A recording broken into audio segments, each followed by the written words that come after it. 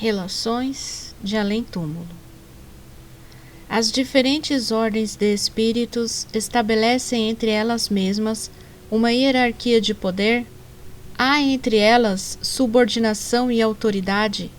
Sim, e muito grande. Os espíritos têm, uns sobre os outros, uma autoridade relacionada com a sua superioridade, que exercem por uma ascendência moral irresistível. Os espíritos inferiores podem se subtrair à autoridade dos que lhes são superiores? Eu disse, irresistível. O poder e a consideração que um homem desfrutou sobre a terra lhe dão supremacia no mundo dos espíritos? Não, porque os pequenos serão elevados e os grandes rebaixados.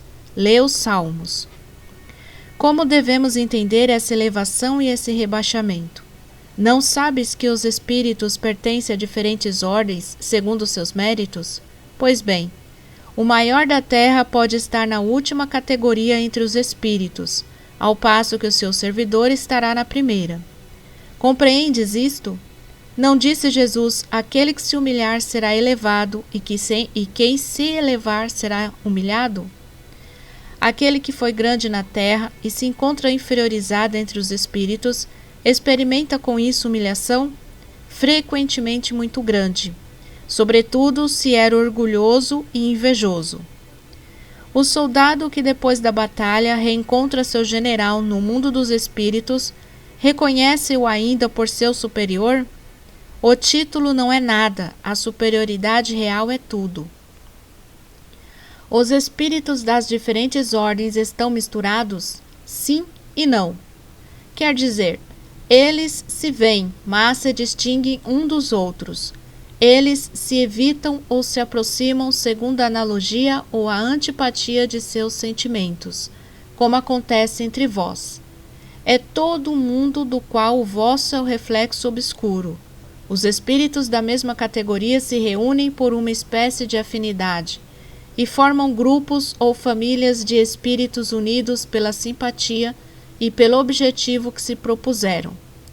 Os bons pelo desejo de fazer o bem, os maus pelo desejo de fazer o mal, pela vergonha de suas faltas e pela necessidade de se encontrarem entre os que se lhe assemelham.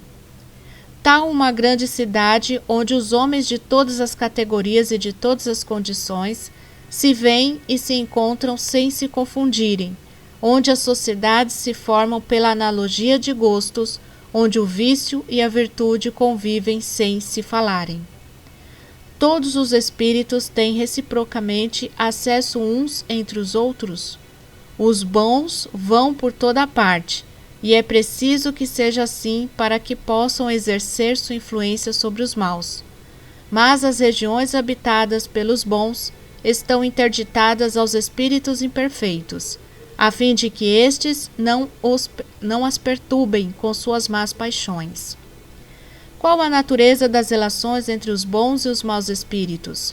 Os bons se empenham no combate das más inclinações dos outros, a fim de ajudá-los a subir. É uma missão. Porque os espíritos inferiores se comprazem em levar-nos ao mal, por inveja de não terem merecido estar entre os bons.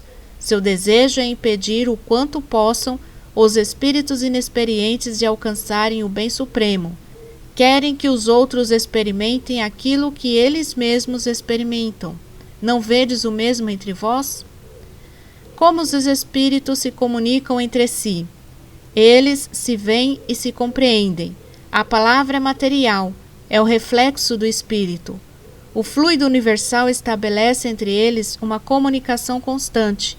É o veículo da transmissão do pensamento.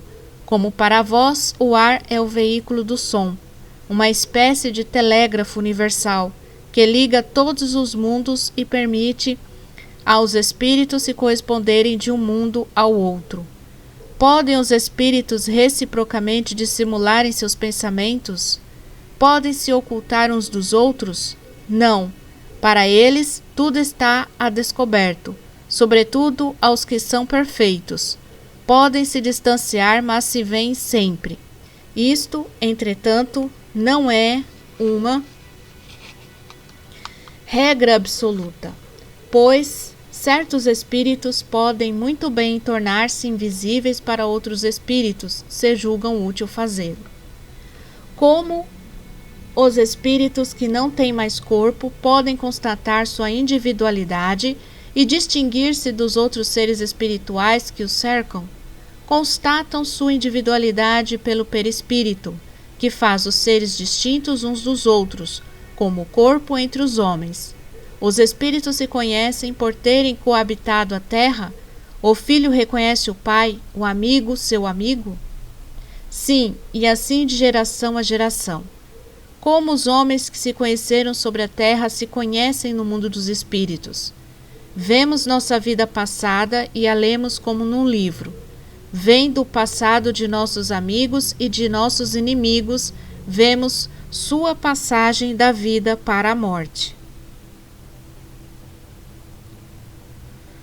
A alma, deixando seus despojos mortais, vê imediatamente seus parentes e seus amigos que a precederam no mundo dos espíritos?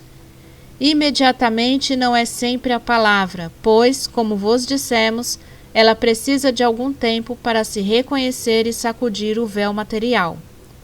Como é acolhida a alma em seu regresso ao mundo dos espíritos? A do justo como um irmão bem-amado, esperado há longo tempo, a do perverso como um ser que se enganou. Que sentimentos experimenta um espírito impuro à chegada de um outro mau espírito? Os perversos ficam satisfeitos de ver os seres à sua imagem e privados como eles da felicidade infinita, qual sobre a terra, um velhaco entre seus iguais. Nossos parentes e nossos amigos vêm algumas vezes ao nosso reencontro quando deixamos a terra? Sim. Vêm ao encontro da alma que estimam, felicitam-na como ao retorno de uma viagem, se ela escapou aos perigos do caminho e a ajudam a livrar-se dos laços corporais. É um privilégio para os bons espíritos quando aqueles que estimam vêm ao seu encontro, ao passo que aquele que está manchado fica no isolamento ou, a rodeá-lo, tem apenas os que lhes são semelhantes. É uma punição. Os parentes e os amigos se reúnem sempre depois da morte? Isso depende da sua elevação e do caminho que seguem para seu progresso. Se um deles está mais avançado e caminha mais depressa que o outro, não poderão ficar juntos.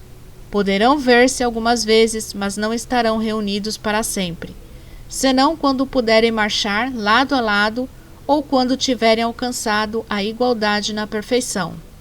Assim, a privação de ver seus parentes e seus amigos é algumas vezes uma punição.